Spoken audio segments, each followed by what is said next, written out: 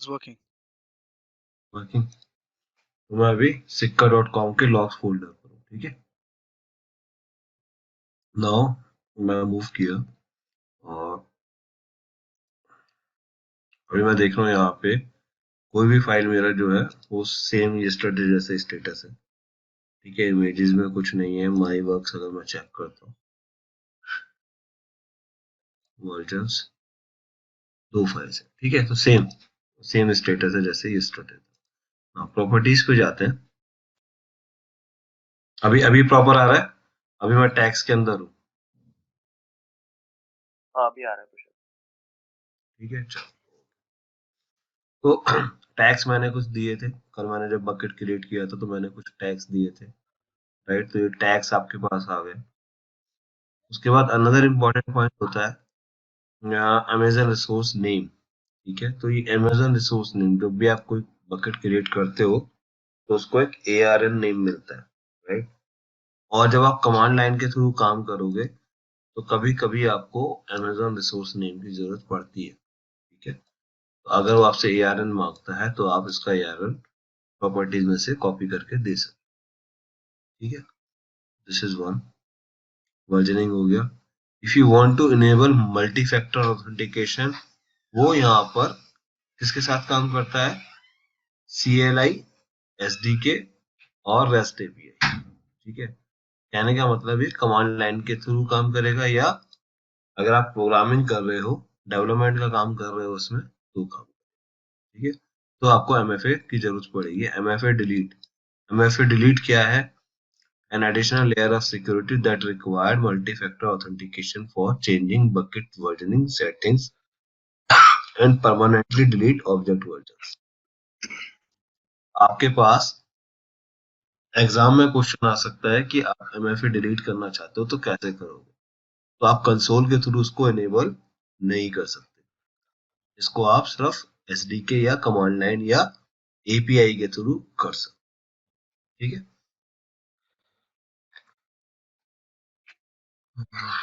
और इसमें टैक्स हो गया, ठीक है। एपीआई की इंक्रिप्शन में प्रशांत हाँ जी बोलिए। प्रशांत भूपेंद्र, मैं कह रहा हूँ एपीआई की थोड़ी कैसे कुछ है एग्जाम्पल वगैरह? API के थ्रू, कमांड लाइन के थ्रू देखेंगे, लेकिन आप ये समझो कि ये चीज जरूरी है। अभी जो फीचर्स बता रहा हूँ ना, एक बार वो कंप्लीट कर लो, फिर MFA के थ्रू देख लेंगे। लेकिन MFA डिलीट का अगर आपके पास क्वेश्चन आता है कि कैसे उसको यूज करोगे, तो आप उसको CLI के थ्रू करोगे। If you want to see practically, इस टॉपिक में छोड़ दो, वो जरूरत नहीं पड़ता है क्योंकि, लेकिन आप नोट कर क्वेरीज में उसको आगे कवर कर, ठीक है। I don't want to make you confuse. अभी हमने CLI वगैरह का कुछ भी इसमें किया नहीं है, अभी रुक जाओ, बट नोट कर लो। और जो भी क्वेरीज है आप लोगों के आगे, उसको आगे कवर कर,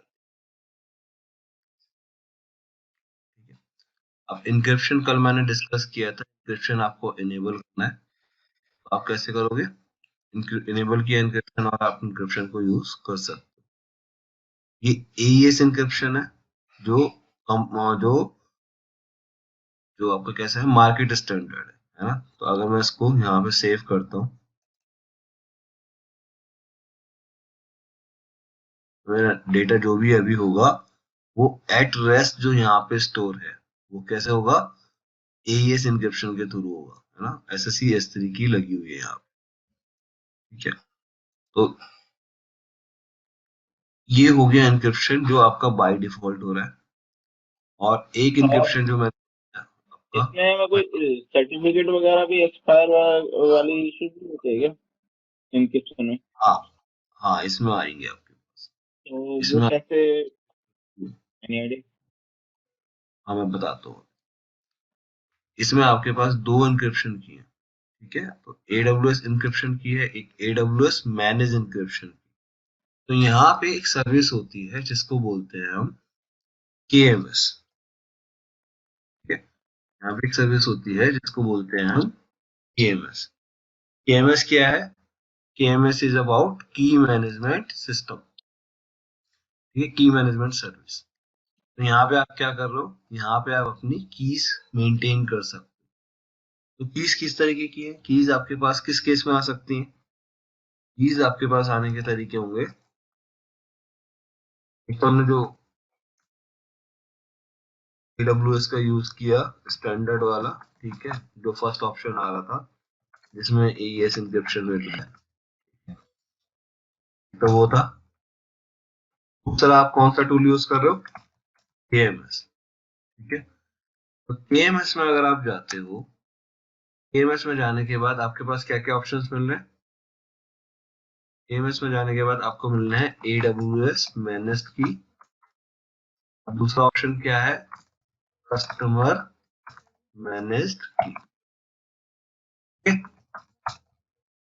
कस्टमर मैनेज्ड की में भी आपका AWS मैनेज की जो है, जिसमें आपको AWS से प्रोवाइडेड है, ठीक है। तो उसने क्या किया है, एक आपको S3 का दे दिया, एक आपको EBS का दे दिया, इस तरीके से अलग अलग कीज दिया हुआ है। AWS मैनेज की में जब आप जाओगे तो आपको ये सारी कीज मिल जाती हैं और आप इसको यूज कर सकते हो। AWS कहता है आप हमारे ही यूज करो, रोटेशन वगैरह या जो भी काम करना है वो हम लोग टेक केयर कर लेंगे, ठीक है। तो ये रेड शिफ्ट के लिए है, RDS के लिए है, FSX के लिए है, EBS के लिए है ना। तो जब भी आपको जरूरत पड़ता है तो आप ये कीज यूज कर सकते हो। क्लियर है, यस नो में भी। Yeah, yeah. कस्टमर मैनेज की, अब कस्टमर मैनेज की हुई आपके थ्रू जो मैनेज होती है, ठीक है।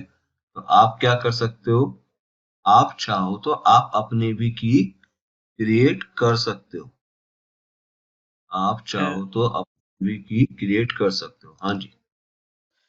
ये जो अभी AWS मैनेज की सर्विसेज दिखाई, इसमें रेड हैट, RDS, SNS का दिखाया, इसमें S3 का भी, EBS और इलास्टिक फाइल सिस्टम उसमें आता है क्या? इलास्टिक फाइल सिस्टम में आ जाएगा, EFS आ जाना वो तो।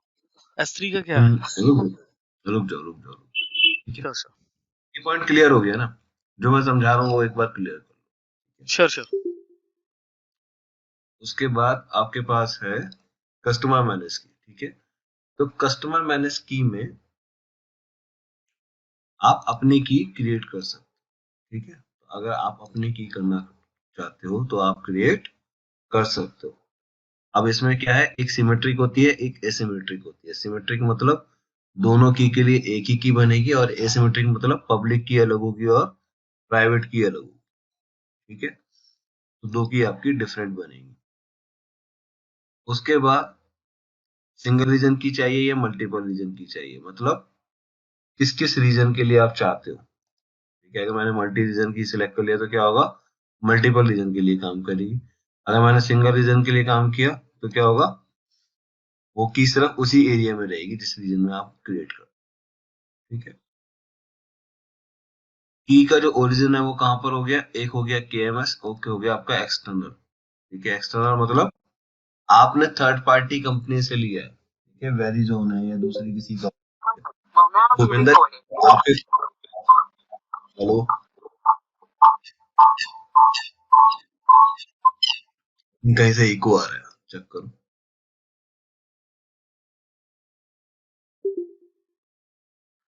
हेलो, हेलो somebody, हाँ हेलो मेरी तरफ से आ रहा था, वो मैंने डिस्कनेक्ट कर दिया। हाँ बताओ। तो इको मेरी तरफ से आ रहा था। अच्छा वो इको, ठीक है, क्वेश्चन है कोई, नहीं नहीं। कुछ कह, ठीक। तो एक्सटर्नल की कौन सी हो गई, जो हमने थर्ड पार्टी कंपनी से ली, ठीक है। अगर आपने थर्ड पार्टी किसी कंपनी से की स्टोर की हुई है तो सॉरी, तो आप यूज कर सकते हो उसको। और वहां पे जो आपका क्वेश्चन था ना कि अगर आपको रिन्यू करना है तो वहां पे आप वहीं पर ही आप रिन्यू करोगे, ठीक है। वहां पे आपको रिन्यू करने का जरूरत पड़ेगा अगर आपने किसी थर्ड पार्टी कंपनी से लिया है तो, अदरवाइज यहाँ पे मेंटेन हो रही है, ठीक है। और एक थर्ड ऑप्शन है यहाँ पे, क्लाउड HSM। क्लाउड HSM एक टूल है थर्ड, जिसको आप यूज कर सकते हो, और इसके थ्रू भी आप अपने कीज को मेंटेन कर सकते हो, ठीक है। तो अभी मुझे क्या चाहिए, अगर एक मुझे की बनाना है तो मैं एक की बना लेता हूँ। इसमें मैं बोलता हूँ सिंगल रीजन की है, और इस की को कुछ नाम दे देते हैं, सीरियल, ठीक है। तो ये कीज जो आप बनाते हो ये चार्जेबल है, ठीक है। इसका कुछ प्राइसिंग है, nominal I think $50 per month, कुछ इस तरीके का इसका प्राइसिंग है, वो आपका लगता है। और कीज को जब आप बनाते हो तो उसको डिलीट नहीं कर सकते, ठीक है। इसको आप डिलीट नहीं कर सकते, पहले आप डिसेबल करोगे 7 डेज के लिए, और उसके बाद आप डिलीट कर सकते हो। तो कीज में कुछ इंपॉर्टेंट, मतलब केएमएस में क्या कुछ इंपॉर्टेंट पॉइंट है कि आप कीज को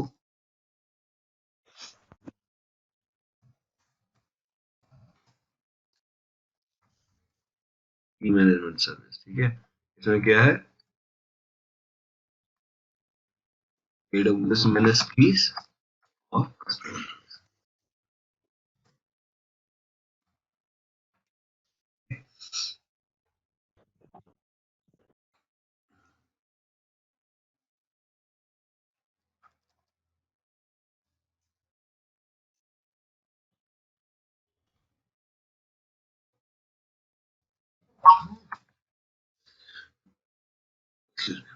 ठीक है जी, तो ये हो गया हमारा।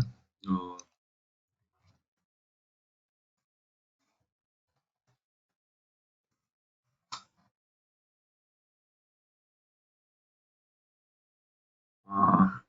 इसमें की एडमिनिस्ट्रेटर होता है, ठीक है। की एडमिनिस्ट्रेटर होता है, who can manage the key, ठीक है। Choose the I M users और roles who can administrator this की।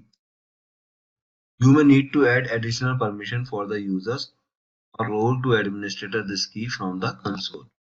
तो सपोज करो मुझे इस की को कौन मैनेज करे, कौन यूज करेगा, उसके लिए मुझे एडमिनिस्ट्रेटर चाहिए। तो मैंने क्या किया, मैंने कुछ आईएम में यूजर्स बना दिए। एक यूजर हो गया मेरा भूपिंदर, एक हो गया पवन, एक हो गया श्रीनु, ठीक है, एक हो गया सुरेश, ठीक है। अब मैंने कुछ यूजर्स बना दिए, देखो मेरे पास कुछ बने हुए हैं, गणेश है, श्रीनु है, और कुछ यूजर्स हैं वो बने हुए हैं, ठीक है।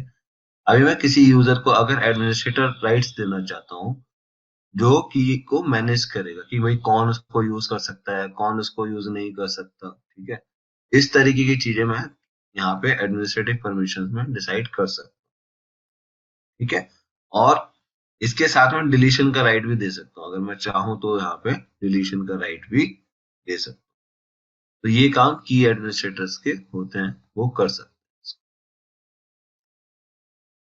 उसके बाद एक रोल आता है जिसको बोलते हैं यूजेस परमिशन, मतलब यूज कौन कर सकता है, इंक्रिप्शन के लिए कौन यूज कर सकता है। एक हो गया एडमिनिस्ट्रेटिव, जो एडमिनिस्ट्रेटिव एक्शंस लेगा, और एक हो गया यूजेस परमिशन, ठीक है, कौन उसको यूज कर सकता है, कौन इसको इंक्रिप्शन कर सकता है, ठीक है। तो वो अलग राइट है। तो सपोज करो वो राइट मैंने दिया शिवनु, ठीक है। तो अब इस की को गणेश मैनेज कर सकता है, गणेश नए यूजर ऐड कर सकता है, नए यूजर रिमूव कर सकता है इंक्रिप्शन के लिए, और श्रीनु यहाँ पे इंक्रिप्शन का काम कर सकता है, ठीक है। अगर किसी अदर अकाउंट को एक्सेस देना चाहते हो तो अदर अकाउंट का नंबर दो और एक्सेस हो जाएगा,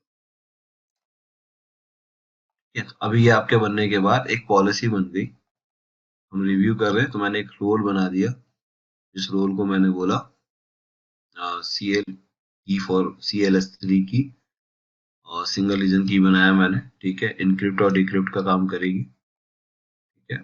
टैग्स दे दिए कुछ, और उसके बाद मैंने कुछ परमिशंस दे दी। तो गणेश को मैंने एडमिनिस्ट्रेटर बनाया था। तो देखो एक ना पॉलिसी बन जाती है इस तरीके की, ये पॉलिसी के थ्रू ही सारे काम होते हैं, ठीक है। तो बैकएंड में एक्चुअली ये पॉलिसी बनी है, और ये क्या कर सकती है, आप क्रिएट कर सकते हो, इसको डिस्क्राइब कर सकते हो, मतलब इसकी इंफॉर्मेशन चेक कर सकते हो, इसको लिस्ट कर सकता है एडमिनिस्ट्रेटर, इसको इनेबल कर सकता है, इसको डिसेबल कर सकता है, ठीक है, रिवोक कर सकता है। ये सारे एक्शन जो रहते हैं कीज से रिलेटेड वो कर सकता है, टैग ऐड कर सकता है, अनटैग कर सकता है, डिलीट भी मैंने परमिशन दे दिया था बाद में, गेट भी कर सकता है, शेड्यूल की डिलीशन कर सकता है, कैंसिल की deletion. This is the exactly action जो एक एडमिनिस्ट्रेटर कर सकता है। क्लियर है? उसके बाद जो सीनो यूजर है, ठीक है, प्रशांत इको आ रहा है। आप अब अपनी दूसरा स्क्रीन मूव म्यूट, कर रहे हो हेलो, हाँ जी, प्रशांत भाई, आई थिंक अगेंस्ट हो गई है। स्टक हो गई, हाँ मतलब फ्रीज। की समझ पॉलिसी गया। वाला पेज आ रहा है, की पॉलिसी नीचे। ये हमारी YAML में बनी है या किस में है ये पॉलिसी जो है? अभी स्क्रीन आपको विजिबल हुए तो मुझे बताना। ऐसे तो क्लास लेना मुश्किल है, फिर लगता है इंटरनेट चेक कराना पड़ेगा। अभी देखो क्या चल रहा है। वो पहले वाली स्क्रीन ही आ रही है प्रशांत भाई, कस्टमर मैनेज्ड की पे जो की पॉलिसी खुली हुई थी ना,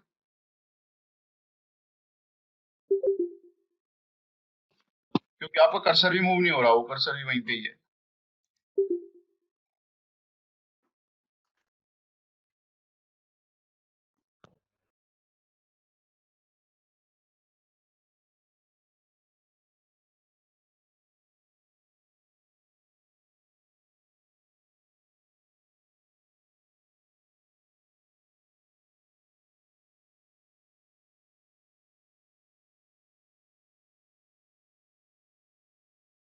अभी कुछ आया क्या? मैंने स्टॉप करके शेयर किया है। नहीं नहीं, कुछ भी नहीं आया। वही है पहले वाला स्क्रीन अभी।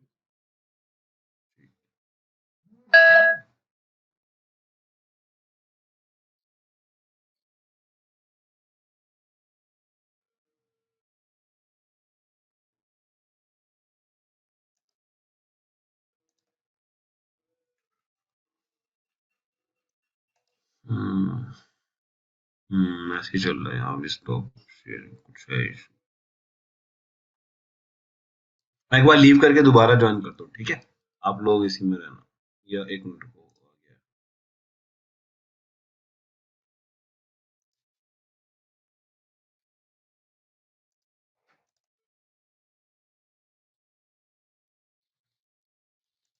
स्क्रीन विजिबल हो जाए तो मुझे बता। हाँ अभी विजिबल है। स्पीड तो सही आ रहा है, क्या इशू है?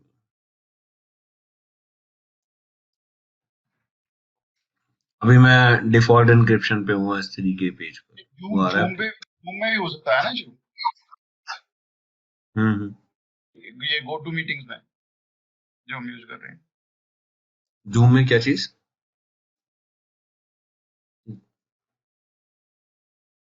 अभी देखो मैं इस पर हूँ, की पॉलिसी पर हूँ, विजिबल है क्या? नहीं है, नहीं, स्पीड टेस्ट पे है। अभी टेस्ट पे है। टेस्ट वाला स्पीड पेज आ टेस्ट रहा पे कुछ लैगिंग है यानी यहाँ पे ना। हाँ वो स्क्रीन ही बस अभी आया, वो बहुत लैगिंग है। हाँ, बहुत ज्यादा लैगिंग है यानी। एक काम करें, मैं आप लोगों को एक जूम का लिंक दूं, एक बार जूम पे ट्राई करें कनेक्ट करने का। मे बी जूम पर बेटर हो, ठीक है? तो मैं आपको एक नया मीटिंग लिंक दे दूं जूम का। Will it work?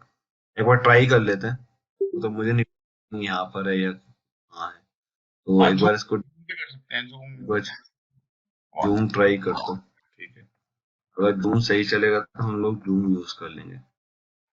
अभी तो चल रही है स्क्रीन, देख लो अभी चल रहा है तो। नहीं तो अगर अब दिक्कत आएगी तो फिर हम चलते हैं। क्योंकि मुझे भी एक्चुअली क्या है ना, समझ में नहीं आ रहा है, क्योंकि लास्ट टाइम एक इशू आया था ये डे, लेकिन यस्टरडे क्लास में सही चला था।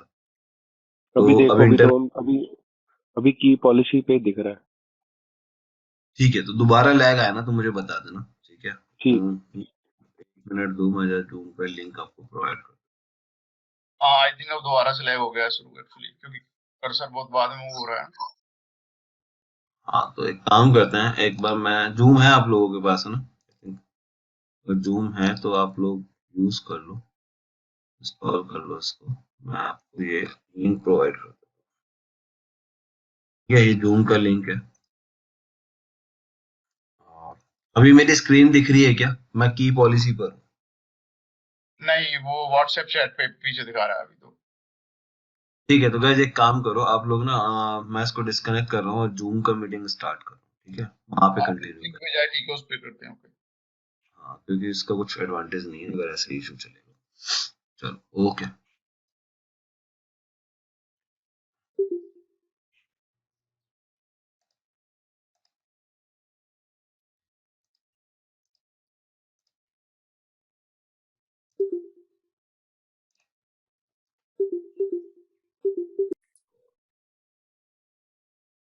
ठीक है, तो मैं ये कह रहा था कि कुछ ये एक्शंस हैं, जो एक्शंस आपके की पॉलिसी एडमिनिस्ट्रेटर डिफाइन करता है, ठीक है।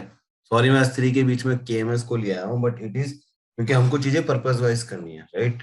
हमको समझना है कि कैसे एक्चुअली काम करता है, तो इट इज नेसेसरी। तो हमने क्या किया, ये की एडमिनिस्ट्रेटर डिफाइन किया गणेश यूजर को, and Ganesh can do these things.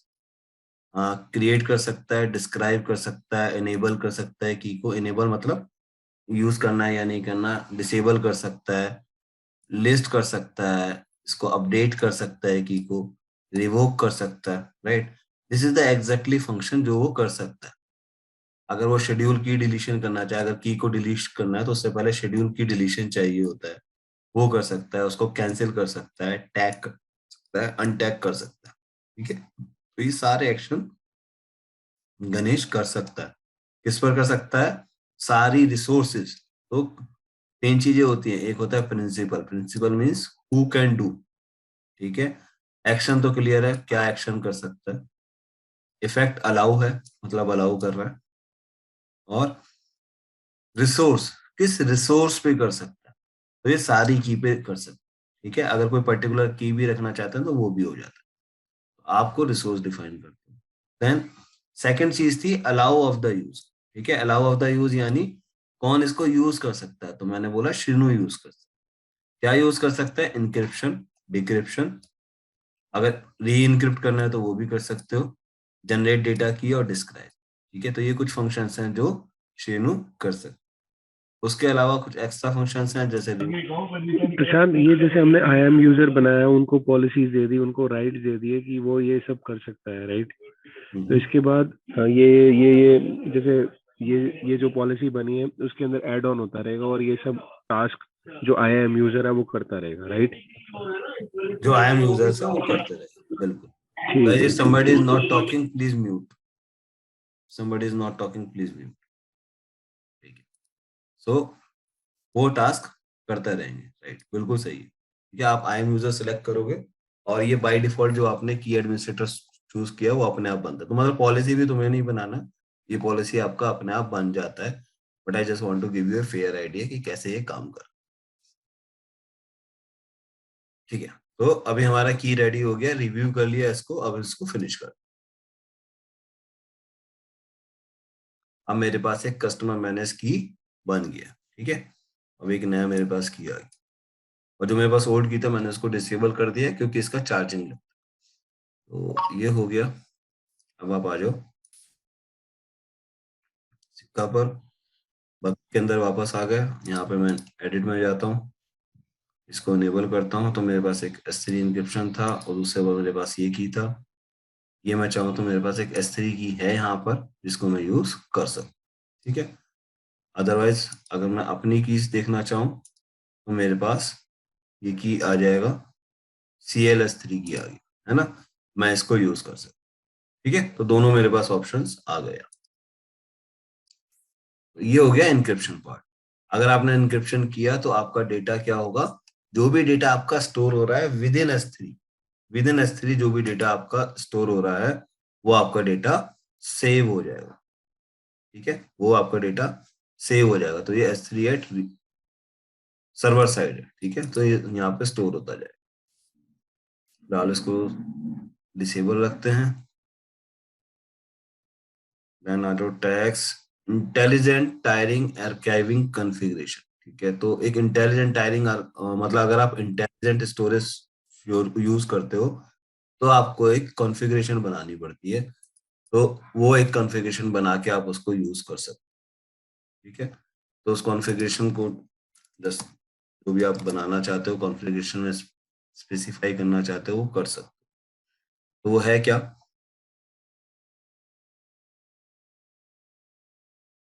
This is choose a configuration scope, limit the scope of this configuration using one or more filters, और this configuration applies on all object. तो या तो आप all object पे place कर दो, या आप किसी पर्टिकुलर प्रीफिक्स पे लगाना चाहते हो, किसी पर्टिकुलर फोल्डर पे लगाना चाहते हो, तो वहां पे आप डिसाइड कर सकते हो। ठीक है, तो अगर आपका कुछ ऐसा है कि आप सिर्फ कुछ पर्टिकुलर, जैसे कुछ पर्टिकुलर लेटर्स हो गए, स्टार्टिंग लेटर्स हो गए, या फिर कुछ पर्टिकुलर फोल्डर हो गया, ठीक है, तो वो आप सिलेक्ट कर सकते हो इसके थ्रू, या आप चाहो तो सारे ऑब्जेक्ट्स के लिए भी लगा सकते हो। मैंने किया यहाँ पे, अगर आप स्कोप लिमिट करना चाहो तो जस्ट फर्स्ट इनिशियल कुछ कैरेक्टर्स दे दो और हो जाएगा। ठीक है,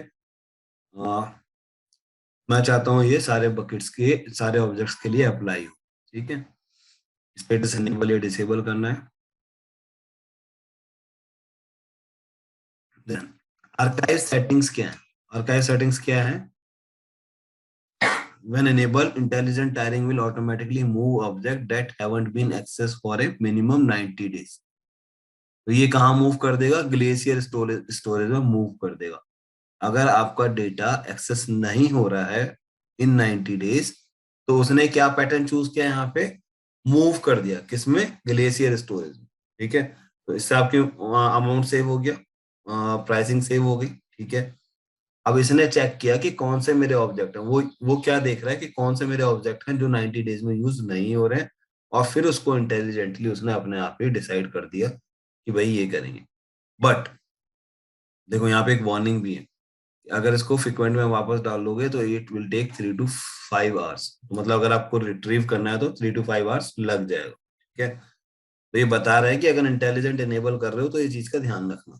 ठीक है, तो यहाँ पर क्या किया है इसने, जितना टाइम भी आप स्पेसिफाई करोगे आफ्टर 90 डेज, ठीक है, वो आप डिसाइड कर सकते हो, और उसके बाद ये इसको मूव कर।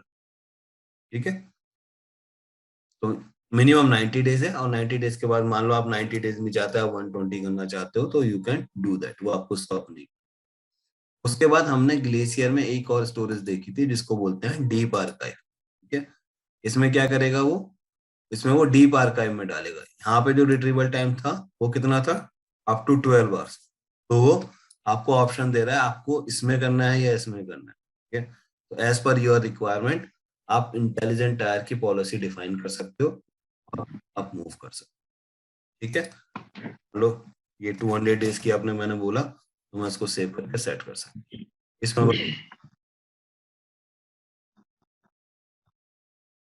ठीक है, तो ये एक हमारे पास एक और ऑप्शन आता है जिसको बोलते हैं इंटेलिजेंट टायरिंग, हम यूज करते हैं।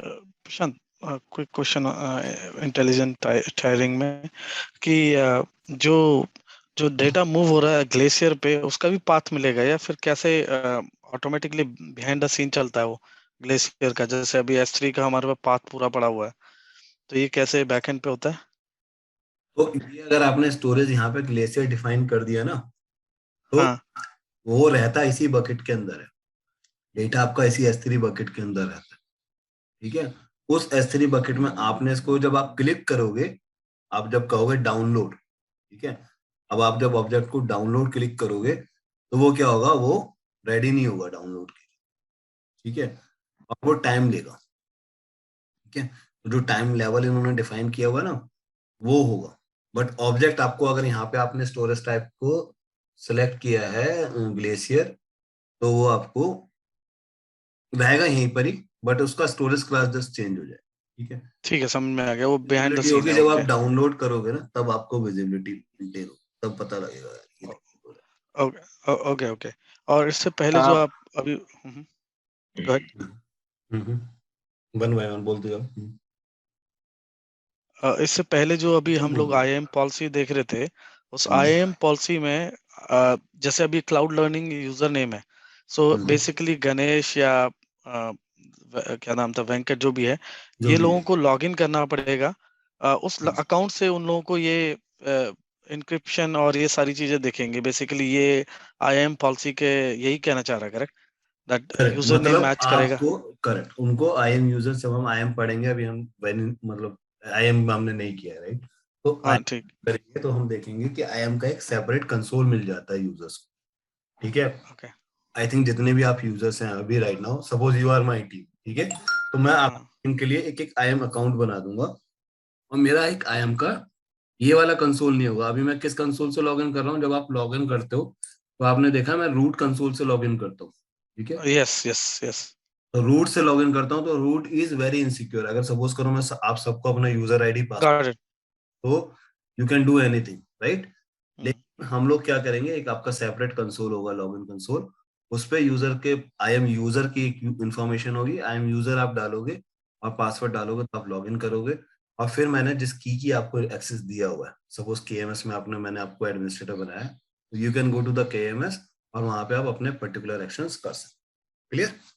श्योर श्योर आई थिंक मेरा नेक्स्ट क्वेश्चन उसी के साथ है कि यूजर आईएम प्रोफाइल बनाने के बाद ये इंक्रिप्शन है किस चीज का, लाइक S3 स्टोरेज में AWS के अंदर जो हम इंक्रिप्शन डेटा इंक्रिप्ट कर रहे हैं, सो किस तरह का है? मतलब मैं की डाल दिया कर दिया, जब मैं डाउनलोड करूंगा तो मुझे की चाहिए होगा उसको अनपैक करने के लिए, इस तरह से है या क्या है? हाँ जी, हाँ हाँ, जी, हाँ जी, हाँ वो जी, की राइट, जो राइट। होता है, की या नॉर्मली आपको कमांड लाइन में चाहिए होता है। जब आप कमांड लाइन या एपीआई यूज कर रहे हो जब तो तुम वहां पे लाइनक्स आपको somebody want to, को कनेक्ट करेंगे। हेलो।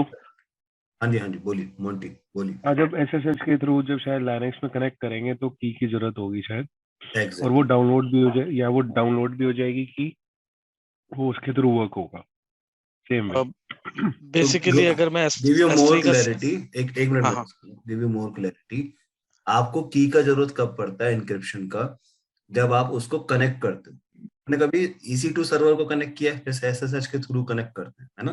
हमने एक EC2 सर्वर को, जब हम लाइनक्स सर्वर को कनेक्ट करते हैं तो हमें एक की की हाँ जरूरत जी। है। हाँ, लाइनक्स तो जैसे हमारा किसी भी, चाहे तो विंडो के थ्रू करो, चाहे तो विंडोज के साथ कनेक्ट करो, या तो तुम उसके, तो करेक्ट तुम्हें जरूरत पड़ेगी की। जरूरत यही है पड़ती है, शायद। की पेयर की या जरूरत पड़ती है ना। तो हमारे पास एक पब्लिक की होती है जो सर्वर पर होती है, और एक प्राइवेट की होती है जो हमारे पास होती है। सेम वे यहाँ पर जब आप S3 ऑब्जेक्ट को डाउनलोड करने की कोशिश करोगे या कनेक्ट करने की कोशिश करोगे, किसके through? Via API, right. Via API जब आप जाओगे तो आपको वो की जरूरत पड़ेगी, और वो की का आपको क्या करना पड़ेगा? पाथ स्पेसिफाई करना पड़ेगा कि बॉस ये है मेरी की, राइट, इसका पाथ ये है, और इस पाथ के थ्रू मैं इसको डाउनलोड कर सकता। तो वो आपको, ये एक बार करके, ये एक बार प्रशांत में करके दिखा देना, शायद हाँ, थोड़ा सा इसको कंफ्यूजन हट प्रैक्टिकली एक जाएगा। बार करके देख लेंगे तो आपको क्लियर हो जाएगा। बट फंडा ठीक है। जो कंसेप्ट है वो एक बार समझ लो अच्छे से। या अब तो या तो आप आए या तो आप IAM यूजर बना दो, उसके बाद कनेक्ट करके बता दो, वो भी बेटर है। अभी होल्ड कर लो, पहले एक बार S3 को कंप्लीट कर लो, उसके बाद ठीक है। एक प्रैक्टिकली इसको कर लेंगे कि इंक्रिप्शन की को हम कैसे वो S3 को हम आ, कर सकते हैं, ठीक है। प्रशांत हाँ जी। प्रशांत ये इंक्रिप्शन से रिलेटेड एक क्वेश्चन है। जी। एक्चुअली ये तो आप कह रहे हो कि हम SSH के थ्रू की पेयर यूज करके उसको एक्सेस करेंगे, but I think encryption is not just like कि आप SSH के थ्रू कनेक्ट करोगे। अगर मैं नहीं, कहीं SSH को नहीं कह रहा नॉर्मल मैं, SSH नहीं कह रहा मैं। आना आपको एग्जांपल दिया EC2 का।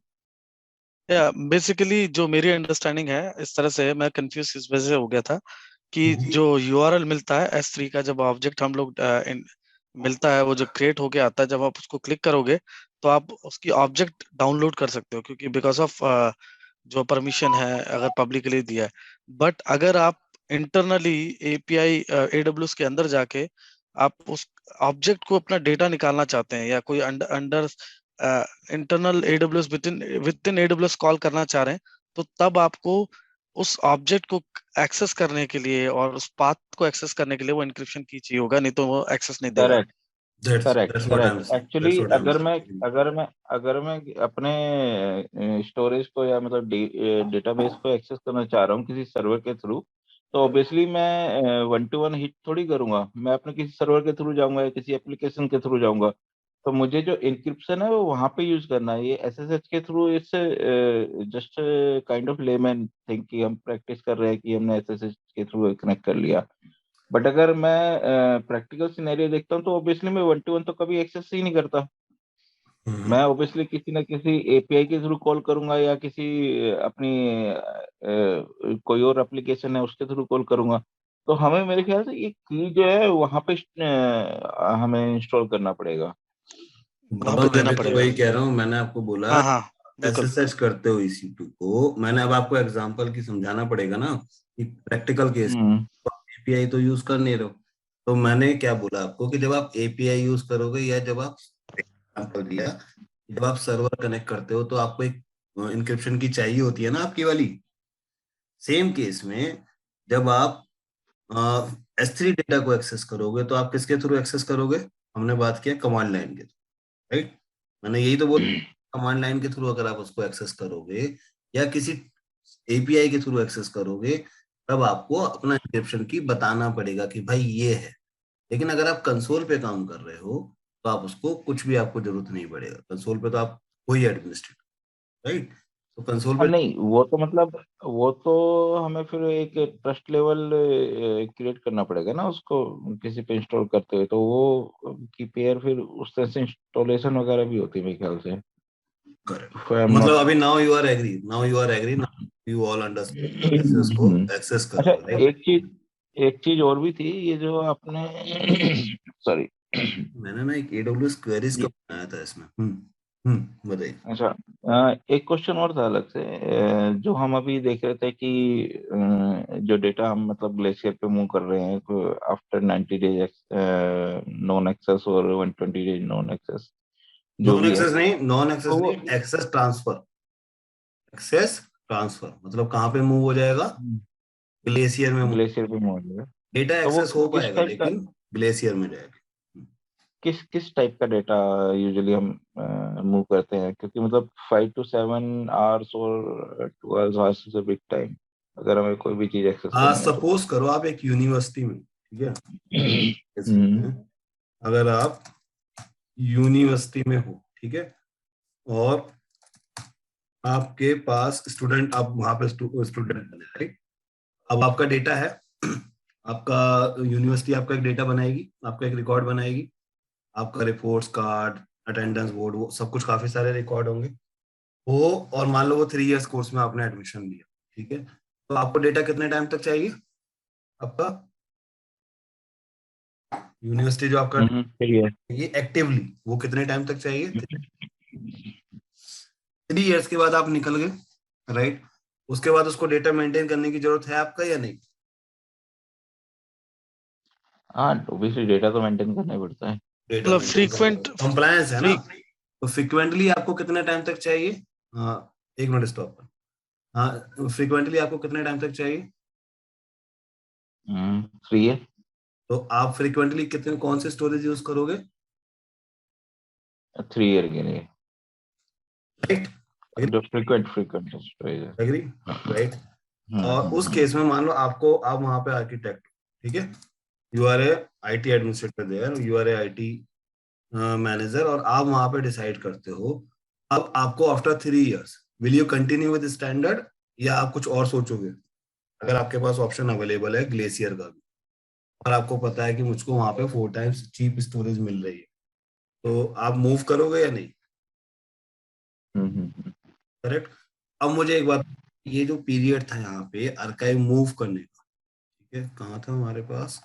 इंटेलिजेंट टायरिंग में जब हम ग्लेशियर में जाते हैं, तो उसके बाद 3 इयर्स के बाद तो हमको जरूरत नहीं पड़ेगी। हमको कैसे जरूरत पड़ेगी कि भाई कोई स्टूडेंट आएगा, सर मुझे डेटा चाहिए था बाई चांस, है ना, तो आप उसको क्या बोलोगे? आप एक काम करना, आप आफ्टर 2 डेज आओ या आफ्टर 1 वीक आओ, आपको इस डेटा में अगर आपको ग्लेशियर में भी रखते हो तो आपको कोई लॉस नहीं है, राइट? लेकिन अगर आप नॉर्मल केस में देखते हो तो आपको एक्टिवली चाहिए। तो वहां पे आपका पीरियड कितना हो जाएगा? 365 × 3 करके जितने भी डेज आ रहे हैं वहां पे आप कर दोगे कि इतने डेज बाद इसको मूव कर दे। एक दूसरा यूज केस लेते हैं, ठीक है, हॉस्पिटल में एडमिट होते हैं। एडमिट होने के बाद जब तक पेशेंट हॉस्पिटल के अंदर रहता है, राइट, तो हमको डेटा चाहिए वहां पर, राइट? हॉस्पिटल में डॉक्टर, नॉर्मली हम क्या होता है कि 1 या 2 दिन गए, 2-3 दिन में जाके आप अपना रिलीज हो गए, ठीक है, लेकिन उसके बाद रिकॉर्ड्स चेक करने होते हैं। तो आप एक्टिवली मान के चलो कि हम 30 डेज का एक टाइम पीरियड ले लेते हैं, राइट? तो हमको वहां पे कितने टाइम की जरूरत है? ओनली 30 डेज स्टैंडर्ड में रखने की। और 30 डेज जब पेशेंट रिलीज हो गया, ठीक हो गया और अपने घर आ गया, उसके बाद हम उसको जरूरत नहीं है डेटा की, राइट? तो हम उसको लेकिन क्या उसको रिकॉर्ड मेंटेन करने की जरूरत है? तो वो हो गया आपका कंप्लायंस, राइट? तो ऐसे जो कंप्लायंस केसेस है जहां पे हम बोलते हैं बैकअप, या आपको फिर आईटी कंपनी का डेटा है, दूसरा एग्जांपल हो गया आईटी कंपनी का डेटा हो गया, राइट? तो वहां पे आपको इस तरीके से मूव करना। Everybody clear? तो इसमें ग्लेशियर में कोई हाउसकीपिंग मेथड है क्या? दोबारा बोलो। ग्लेशियर स्टोरेज जो है उसमें कोई हाउसकीपिंग मेथड है क्या? मतलब हाँ ऑब्वियसली हम अब डेटा डंप तो नहीं कर सकते हमेशा के लिए। हाँ, तो आगे बढ़ेंगे तभी तो चलेंगे। यहाँ तक क्लियर? ओके ओके S3 होने तो ठीक है। complete, ठीक है। मैंने कहा अभी कि कंप्लीट हो गया, तो गुड गुड। लेकिन क्वेश्चंस आते हैं तो देखो सही है, उससे क्या होता है कि आप लोगों के अंडरस्टैंडिंग उतनी फेयर एनफ होगी, ठीक है। अभी हमने आईएम भी नहीं किया, बट एटलीस्ट अभी आप लोगों को क्लियर हो गया कि आईएम जो होगा वो कैसे लॉगिन करेंगे। एक नया ब्राउजर विंडो बनेगा, आपका अपना एक सेपरेट लॉगिन विंडो बनेगा और उसमें आप लॉगिन करें, राइट? तो एक ये केस आपको हमको clear excuse me, sorry guys. And Prashant, एक और चीज थी कि जैसे आपने बोला ना कि जो हमारी वर्जनिंग है that can not once enabled that can not be disabled, only can be suspended. तो ये मतलब इंडेफिनेट सस्पेंड हो जाती है या मतलब कुछ पर्टिकुलर पीरियड के लिए ही सस्पेंड हो पाएगी वर्जनिंग अगर हम इनेबल करने के नहीं बाद नहीं, चाहे? वो तो इंडेफिनिट, जब तक तुम नहीं जाओगे ना वहां पे। मतलब वो हम सिर्फ सस्पेंड कर पाएंगे, अगर फिर दोबारा इनेबल करनी है तो इनेबल कर सकते हैं। करेक्ट, बिल्कुल। अभी क्वेश्चनिंग नोट कर रहे हो तो एक क्वेश्चन और था कि जो हम लोग एजीज की बात कर रहे थे की ये गाइस रेप्लिकेशन। ये दोनों हो गए, ये दोनों हो गए, ठीक है। ये दोनों हमने हो गए। और हाँ, आप बताओ, क्वेश्चन बताओ। नहीं नहीं, अभी हम इंक्रिप्शन में हम लोग एक ले रहे थे ना, एजी replication, only one AG availability zone पे रहेगा। सो बेसिकली अगर अगर उसका अगर हम बैकग्राउंड पे जाएं तो ऐसा बेसिकली अगर हम कोई दूसरा मतलब सेम रीजन से अगर हम S3 को या एपीआई कॉल करके उस S3 बकेट पे जाते हैं तो वो की विद इन द रीजन चलेगी। अगर आउटसाइड ऑफ द रीजन अगर कोई सर्वर पड़ा है, आप उससे इंटरेक्ट करके इस S3 को डालना चाह रहे हो तो वो रेप्लिकेट नहीं होता क्या? मतलब रेप्लिकेशन समझ में नहीं मल्टी, आया मुझे। बिल्कुल बिल्कुल, उसके लिए मल्टी रीजन चूज करो।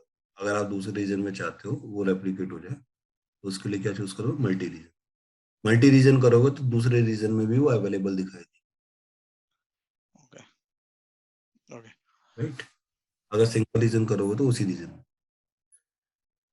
चलो गुड, ठीक है। तो अब इसके बाद आज पर आ जाओ। क्लाउड ट्रेल हमने अभी नहीं किया है तो क्लाउड ट्रेल स्किप करेंगे। इवेंट नोटिफिकेशन, अगर आप इवेंट को नोटिफाई करना चाहते हो तो आप इवेंट नोटिफिकेशन को यूज कर सकते हो, ठीक है। इवेंट क्या क्या होता है? S3 से रिलेटेड जो इवेंट हो गए, है ना? तो मैं क्या कर सकता हूँ, जो भी आपको प्रीफिक्स पे लगाना है या पोस्टफिक्स पे लगाना है कर सकते हो, ठीक है।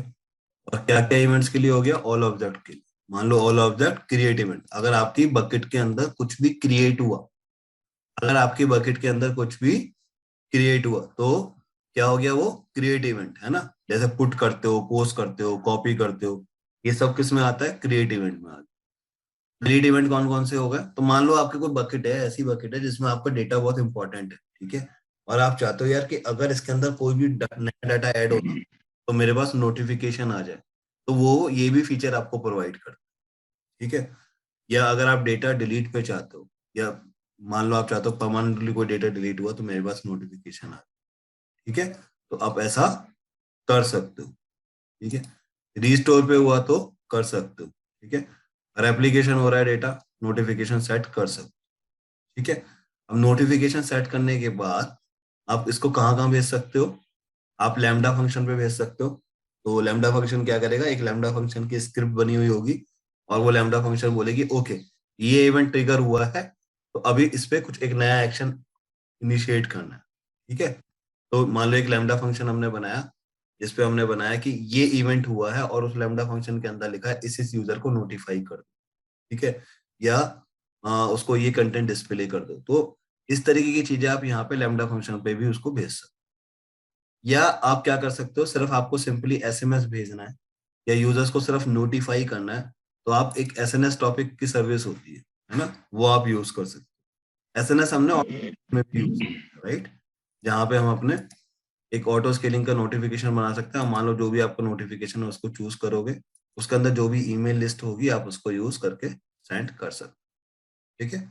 या आप एसक्यूएस क्यू बनती है, ठीक है, तो एसक्यूएस क्यू भी हम सेंड कर सकते हैं। तो एसक्यूएस क्यू कहाँ पे यूज होती है? जब आपकी कोई मोबाइल एप्लीकेशंस हैं या वेब एप्लीकेशन है, जब आप एप्लीकेशंस बनाते हो तो वहां पे हम क्या करते हैं, वहां पे हम क्यू यूज करते हैं, ठीक है। सिंपल जैसे रेस्टोरेंट की क्यू होती है वैसे यहाँ पे डिजिटली एक क्यू बनी हुई है और उसमें ये इंफॉर्मेशन पुश हो जाएगी कि भाई ये क्यू के अंदर जा सकते हैं, ठीक है। तो नॉर्मली यूज केस रहता है कि हमें एसएनएस टॉपिक में भेजना होता है या फिर हम कभी लैम्डा फंक्शंस में भेजते हैं, ठीक है। तो अगर आप एक बार ये लैम्डा फंक्शन और एसएनएस टॉपिक जो है ये दोबारा एक बार रिपीट करोगे क्या? हाँ, लैम्डा फंक्शन मतलब लैम्डा फंक्शंस क्या होता है एडब्ल्यूएस के अंदर, अभी लैम्डा आगे करेंगे देखेंगे, है ना। लेकिन लैम्डा फंक्शंस क्या होता है, यूज केस समझना। जैसे लैम्डा फंक्शंस क्या होता है कि आपके किसी अनदर फंक्शन को ट्रिगर कर देता है। ये सर्वरलेस यहाँ पे सर्विस है, ये क्या करती है कि हम्म। फंक्शन को ट्रिगर कर देती है, ठीक है। तो एक लैम्डा कोड लिखा हुआ है और आप क्या कर सकते हो, आप कोई भी इवेंट नोटिफाई हुआ, ठीक है, मान लो एक मैंने लैम्डा फंक्शन बना दिया यहाँ पे, एक मिनट, ठीक है। इसका एक यूज केस देख लेते हैं। आपने एक लैम्डा फंक्शन बना दिया S3 ऑब्जेक्ट कॉपी, ठीक है, S3 ऑब्जेक्ट कॉपी एंड एक स्क्रिप्ट बना दी यहाँ पे S3 ऑब्जेक्ट नेम विद, ठीक है। प्रशांत भाई एक बार लैम्डा मुझे दोबारा बता दोगे, हल्का सा थोड़ा सा ओवरव्यू बता दे रहा हूँ, दोगे मुझे? एक मिनट होल्ड करो, यहाँ पे ओवरव्यू ले रहे हैं, ठीक है। लैम्डा फंक्शंस का आपको ओवरव्यू यहाँ पे मिल जाएगा, ठीक है। कोर्स पर्सपेक्टिव से भी ये हमें सिर्फ ओवरव्यू लेवल की नॉलेज चाहिए, लैम्डा फंक्शंस लिखना नहीं होता है, ठीक है। अब देखो एक लैम्डा फंक्शन बनाया है यहाँ पे जिसका नाम है S3 कॉपी, ठीक है। S3 कॉपी क्या करता है, ये एक बकेट से डेटा, इसका सोर्स बकेट सपोज है A, ठीक है। अब ये क्या किया इसने, इसके पास एक S3 फाइल अपलोड हुई, ठीक है। फाइल एक अपलोड हुई, इवेंट मान लेते हैं, एक इवेंट मान लिया आपने पुट, ठीक है। तो यहाँ पे क्या हुआ, एक आइटम पुट हुआ, अपलोड हुआ, ठीक है। जैसे ही ये एक आइटम अपलोड हुआ इसमें एक लैम्डा फंक्शन हमने ट्रिगर करा दिया S3 कॉपी, ठीक है। S3 कॉपी में एक हमने फंक्शन लिखा है जो पाइथन स्क्रिप्ट है, वो क्या कर रही है, वो कॉपी कर रही है डेटा सोर्स के अंदर। सोर्स कौन सा हो गया मेरा, ये बकेट सिक्का.com, ठीक है, सोर्स हो गया मेरा सिक्का.com, ठीक है। और यहाँ पे क्या करती है, इस फाइल को टाइम स्टैंप लगा देती है आज की, ठीक है। तो फाइल का नाम था सपोज करो ABC, तो इसके बाद क्या हो गया, इसने 27/10/21 ऐड कर दिया, ठीक है, क्लियर है।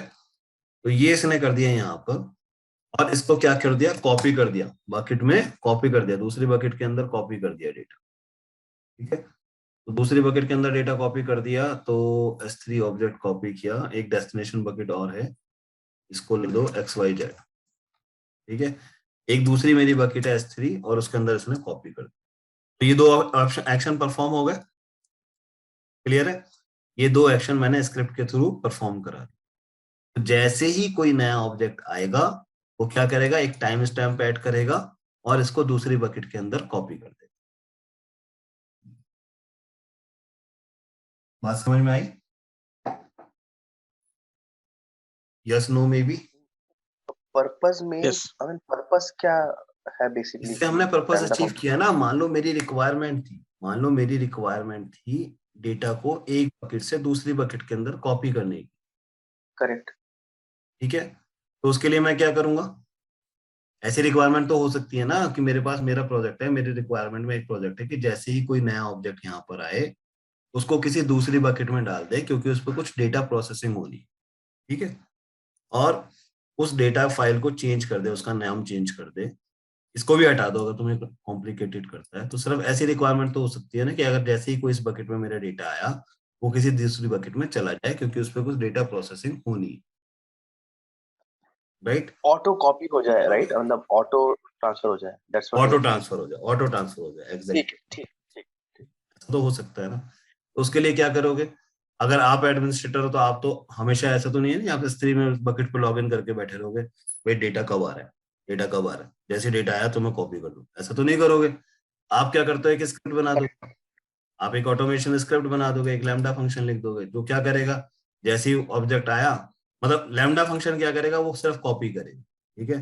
लेकिन लैम्डा कब कॉपी करेगा, जैसे ही कोई पुट इवेंट हुआ, जैसे ही कोई पुट इवेंट हुआ, तो उसने देखा डेटा आया है ना, कॉपी कर दिया लैम्डा फंक्शन को, ट्रिगर कर दिया, ठीक है। ये फंक्शन स्टोर कहाँ होते हैं? As we know, these are Lambda Lambda the service, server Lambda service, Lambda service. Lambda service. तो चलो इसको आगे देखेंगे फिर Basically, future step। basically this is used for automation, copy data from like anything. Fun के लिए one कुछ आया जैसे डेटा आया तो उसमें लैम्डा फंक्शन हमने स्क्रिप्ट लिख दी और वो ट्रांसफर कर दिया डेटा स्क्रिप्ट के थ्रू। ठीक है, तो हाँ वो बिल्कुल ठीक है, सही। वो मेरा क्वेश्चन नहीं था। मेरा क्वेश्चन एक्चुअली ये था कि ऑब्वियसली ये सर्वर स्लैश सर्विस है, तो अगर हम कोई भी स्क्रिप्ट है इसको स्टोर करते हैं तो हम उसको फिर एक्सेस कैसे करेंगे, कहाँ जाके वो एक्सेसिबल है। तो ये मेरा क्वेश्चन था, ये फिर हम मेरे ख्याल से बाद में देखेंगे, इसको स्टोरेज से रिलेटेड नहीं है ये। ठीक है गाइस, क्लियर।